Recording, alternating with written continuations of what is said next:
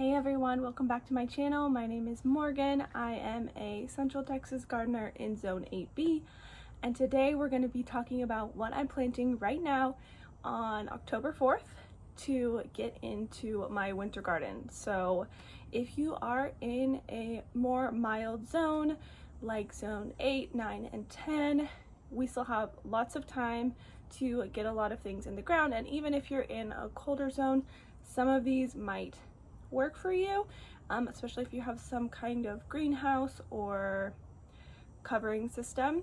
But specifically, we're going to be talking about things that will be fine in kind of the warmer zones. So most of these are frost tolerant, which means they can take a light frost, and I will explain that as I go through which ones are. But let's just go ahead and get right into it. Here are my top 10 things I'm planting right now in October for my winter garden, and I actually have a bonus one for you as well, so there'll be 11. So we're gonna start out with something I already have planted, but I'm gonna be planting more of them. These are carrots. So these are Danvers 126 carrots. So I also planted some fingerling carrots, but so far these seem to be doing better. They are frost tolerant, so they'll be fine with a light frost, and this is a perfect thing to plant right now because it's too hot to grow in the summer here, and we try to grow as many as we can so we can maybe make some things and store some of them, maybe like freeze some of them. We'll see. I don't want to get ahead of myself, but I'm very excited to grow carrots, so that's my number one. If you are in one of the colder climates, you might still have time to grow some radishes. So radishes are super quick to grow. People say they grow in 20 days. I've never had them grow that fast, but they grow in, about 30 days, 35 days, something along those lines, depending on the type of radish as well and how big you want it to be when you harvest it. If you don't mind like little tiny radishes, maybe 20 days is fine, but I like them to be a little bit larger. So I've got these cherry bell radishes. I'm also planting some pink radishes. There's so many varieties of radishes. Watermelon, there's black radishes. So if you've never eaten homegrown radishes, I highly recommend trying it out because it's an easy thing to grow, and they're just great on like a salad or top of tacos. You can pickle them. It's not my favorite way to eat them. I prefer them like fresh, but you can also pickle them, so it's a great thing to preserve. And you can also eat the greens. I personally don't. They're a little like spiky, but you can eat them. The next thing I'm planting are leeks. So these are King Richard leeks, and I've actually never grown leeks before, so I'm excited to give it a try. It says they are frost tolerant, and I did sow some of these a couple weeks ago and they haven't popped up yet, but I direct sowed them, so you guys know how that goes with germination on direct sowing. But I think I can plant even more because it says in mild climates you can plant pretty much all year round. So yeah, I'm excited for these, and I like leeks, especially in like soups and things like that. It's a great onion substitute if you are, trying to eat something a little more mild than onion. Sometimes I avoid onion, but yeah. So, okay, sorry. I'm trying to go fast to make this kind of a shorter video. I know my last couple of videos have been kind of long, so I thought I would just try to make this go pretty fast. The next thing I'm planting a lot of is kale, and this is just one of the varieties I like to grow. Narrow Toscana. These are like more of a flat leaf. That's just my preference on kale, but curly leaf is totally fine. It's the same. It's frost tolerant. I just like the flat leaf kale. I don't know why. I think it's easier to prepare, and I don't know.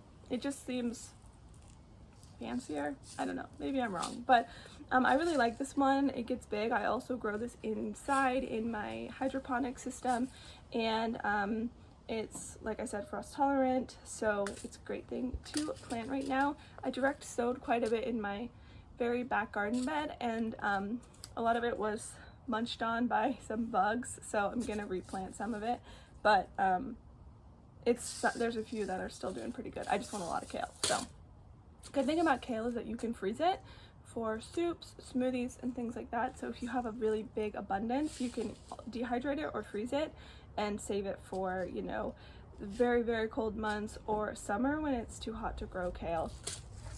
The next one is one that isn't frost tolerant. So this is a Milkbok choy. This is one of my favorite things to grow. I grow it in my arrow garden pretty much at all times, and it's really fast to grow in there.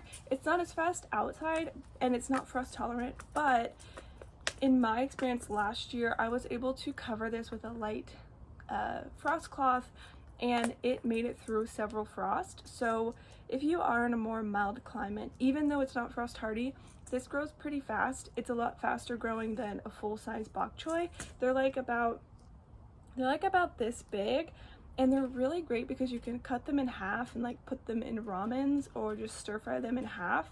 And I just think they're really nice. They're a lot more mild than regular bok choy, which isn't my favorite, especially when it's overgrown. If you get a really big bok choy, for me, it just keeps getting more bitter. And so I like these because they're a lot more mild, but they still have that nice kind of bite to them. So I highly recommend these. They're from Baker Creek Seeds, which is just rareseeds.com. And I'll link some websites where I buy seeds from down below. And this is also a new one for me, and I got it also from Baker Creek, and it was their free seed. So maybe a lot of you have this, so it's kind of fun to see all the people that get the same free seeds trying them out. But it says frost hardy, plant 12 inches apart, and it says it can be used cooked or raw, and it has a mild spinach flavor. So it also says it's heat tolerant, so if this tastes good, this might be a great greens alternative in the summer if it is heat tolerant. It says it likes the cool, but it is heat tolerant, so this might be a great alternative. I'll let you know how it tastes. Komatsuna, I'm not sure if that's how you pronounce it, but it looks good. There's my air conditioner. Let's go turn that off. Hold on, I'll be right back. Okay, I'm back, sorry. I should just turn the air conditioner off in the morning and in the day because it's like pretty nice out, and I had the windows open, so it hadn't kicked on at all, but it still is getting up to like 90 degrees, so we need it in the afternoon. And if you hear panting, it's my dog. She's walking around. So the next thing is peas, like snow peas, sweet peas. These are sweet peas. The snow peas are a little like flat, like the flatter ones. Not gonna lie, I've never had great success with peas, but I've also never planted them at the right time, so that's probably why. I do have some that are about this tall right now, that they're gonna go in the ground eventually once my loofahs decide they want to dry and I can take the vine down. That looks horrible now, but that's what's going to be growing up my truck. So the next thing I'm planning on planting is some sprouts. So even if you are in a cold climate, you can grow these all year round. I think this is a great thing for everyone to grow all year round. They're awesome, you know, they only take a couple days to grow, and you can use them for sandwiches or on salads and wraps, things like that.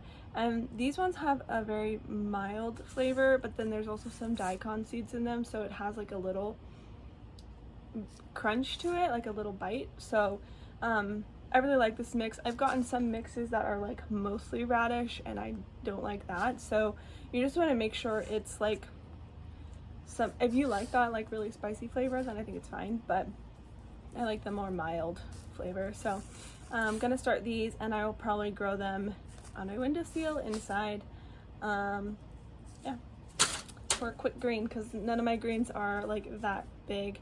And I actually didn't include it in the video, but I'm also gonna plant lettuce pretty soon.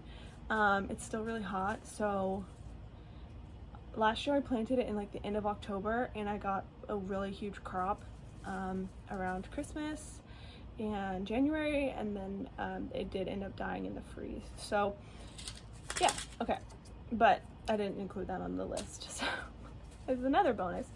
Next thing I actually planted yesterday was all my garlic. So garlic takes about 6 to 9 months, probably more like 9 months to grow, and you have to grow it when it, bye, there it goes, to grow it when it's pretty cold out, so, or at least start it. So yeah, I'll be harvesting that in the spring and hopefully get a pretty good garlic crop.